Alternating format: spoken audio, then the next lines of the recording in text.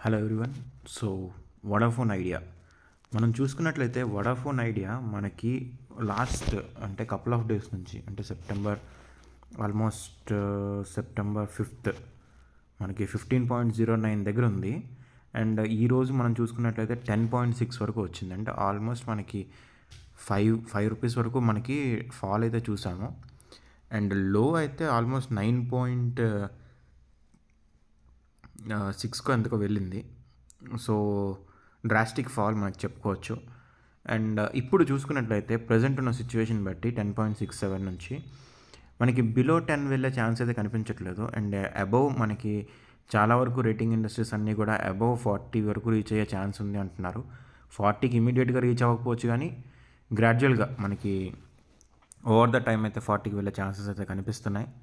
So ఎవరైనా మనకి long టర్మ్కి తీసుకోవాలనుకునే వాళ్ళు వడాఫోన్ ఐడియాని ప్రిఫర్ చేయండి.